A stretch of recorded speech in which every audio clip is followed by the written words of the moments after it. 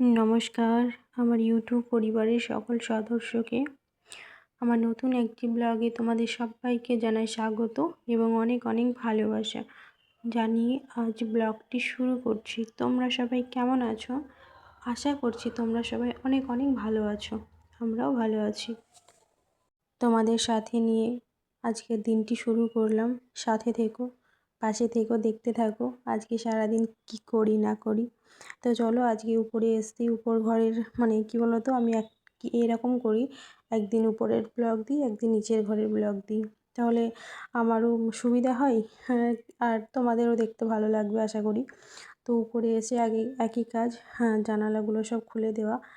খুলে দেওয়ার পর সব উপরে যতগুলো জানালা আছে সবই খুলে দিয়েছি।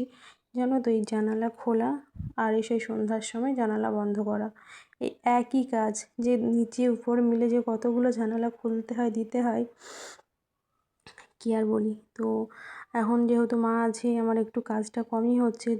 আমার মা যতটুকুই করে দেয়, সবথেকে বড় কথা হচ্ছে মাহিকে যদি একটু ধরে তাহলে কোনো কাজ না করলেও চলে, কারণ মাহিকে নিয়ে না আমার কাজ করতে অনেকটা সমস্যা হয়ে যায়। আর মাহিকে একটু ধরলে পরে আমি একা হাতে সব কিছুই করে নিতে পারি। বাড়ির কাজ তো নিজেকে করতেই হবে, কারণ কি বলো তো, কাজ করতে আমার কোনো ভয় নেই, কিন্তু কি বলো তো, এই সকাল সকাল কাজটা করে নিলে না, এই গরমের দিনে সকাল সকাল যদি কাজটা করে নিই তাহলে সমস্যা হয় না। আর একটু যদি দুপুরের দিকে হয়ে যায় না, তখন আর একটুও ভালো লাগে না কাজ করতে। ওই জন্য আমি চেষ্টা করি একটু সকাল করে উঠে 10টার মধ্যে কাজ কমপ্লিট করা। কী বলো তো, 10টার মধ্যে যদি কাজটা কমপ্লিট করতে পারি তাহলে আমার গরমটাও কম লাগবে, আবার সকাল সকাল কাজও হয়ে যাবে। তারপরে সারাদিন বসে থাকি, শুয়ে থাকি, কোনো সমস্যা নেই। সবারই তো ইচ্ছে হয়, তাই না, যে সকাল সকাল কাজ করে তারপরে একটু শুয়ে বসে কাটাই। আমারও তেমনই ইচ্ছে করে আর কি। তাই কখনো কখনো হয়, কখনো কখনো হয় না। তো যাই হোক, এখন দেখো আজকে সকাল সকালে উঠে পড়েছি। উঠে উপরের ঘরগুলো ঝাড়ু টাড়ু লাগিয়ে নিয়েছি। তারপরে যা কাজ থাকে তো করে নিতেই হয়, তাই না? আর বাড়িতে তো সকালে উঠে তো অনেক কাজ থাকে, সব কি আর তোমাদের সাথে শেয়ার করা হয়? তেমন একটা কিছুই করা হয় না, হয়তো ঝাড়ুটা দেওয়াটাই শেয়ার করা হয়। আর সবই যদি শেয়ার করতে যাই না, তাহলে না কিছুই হবে না, এইদিকে কাজ হবে না, আবার মাহিও উঠে পড়বে। আর এখন যেহেতু মাহি ঘুমিয়ে আছে, আর মাহি এমনই বদমাশ হয়েছে যে মার কাছেও থাকতে চায় না। ওই জন্য কী হলো তো, সকাল সকাল উঠে কাজটা সেরে নিলে পরে আমার একটু সুবিধাটা ভালো হয় আর কি। তো দেখো, উপর ঝাড়ু দেওয়া হয়ে গেছে, এবার সিঁড়িটা ঝাড়ু দিয়ে নিচ্ছি আর কি। তারপরে এখনও নিচের ঘর ঝাড়ু দিতে আছে।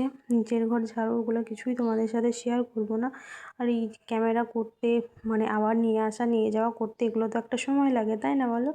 তো যাই হোক, এই দেখো আমার নিচের ঘর ঝাড়ু দেওয়া হয়ে গেছে, সরি, উপরের ঘরটা ঝাড়ু দেওয়া হয়ে গেছে। এবার আমার পুরো তো ঝাড়ু দেওয়া, পোছা দেওয়া সবই করে নিয়েছি। তারপরে এসে স্নান করে এসে ঠাকুরের বাসন ধুয়ে নিয়েছি, সব কিছুই করে। এই দেখো, আজকে গাছে ফুল ফুটেছিল, একটা জবা আর দুটো করবী, তো ফুলগুলো দিয়ে দিয়েছি। তারপর ঠাকুরকে মিষ্টি জল দেওয়া হয়ে গেছে, আর কিছু কাপড় জামা কেচে দিয়েছিলাম, তো মেলে দিয়েছি। দেখো বাইরেটা কত সুন্দর সবুজ সবুজ লাগছে, তাই না বলো? যাই হোক, আজকে রান্নাবান্না এই রকম রান্না কে খাও আমি জানি না, কিন্তু আমার খুব ভালো লাগে ডিমের অমলেট করে কারি বানানো। তোমরা কি কেউ কোনো দিন খেয়েছো? যদি খেয়ে থাকো কমেন্ট করে বলো তো, কিন্তু খেতে খুব টেস্টি লাগে আর কি।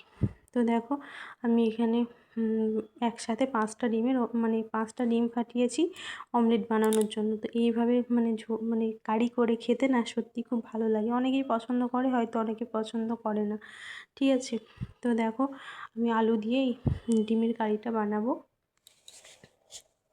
আজকে রান্নাবান্না বলতে ডিমের কারি, আর হবে বেগুন ভাজা আর ভাত, আর তেমন একটা কিছুই হবে না আর কি। তো দেখো, আমি তো এইদিকে সব কিছু রেডি করে রাখা ছিল, যেহেতু মা আছে, মা সব কিছু রেডি করে দেয় আমার হাতের কাছে, ওই জন্য একটু তাড়াতাড়ি হয়ে যায়। এই দেখো, এখন ডিমের ঝোলটা ফুটে গেছে, এবার ডিমগুলো দিয়ে একটু শাহি গরম মশলা দিয়ে নামিয়ে নেব। তো চলো, এই ডিমের ঝোলটা তো প্রায় হয়ে এসছে, এবার নামিয়ে নিই। তারপরে এই দেখো নামিয়ে নিয়েছি, আর বেগুনটা আর ভাতটা মা রান্না করে দিয়েছিল। আমার ওইদিকে আস্তে আস্তে একটু লেট হয়ে গেছিলো, মানে ঠাকুর পূজা টুজা করে সব কিছু কাজ করে আস্তে আস্তে দেখি মা ভাতটা আর বেগুন ভাজাটা করে নিয়েছে। তারপরে আমি এসে ডিমের ঝোলটা বানিয়ে নিলাম।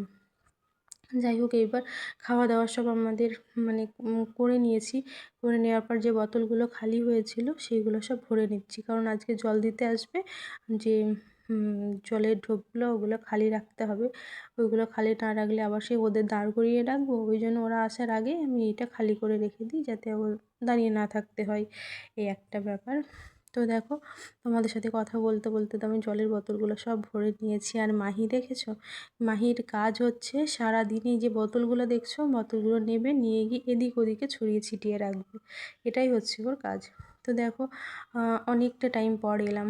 সেই দুপুরে তোমাদের সাথে কথা হয়েছে, তারপরে বিকেল টাইমে এসেছি। এসে এই ছাদের উপরে কাপড় জামাগুলো ওঠাবো। আর এই যে বালতিগুলো দেখছো, সারাদিন মাহি উপরে আসলে পরে নিয়ে খেলা করে আর কি।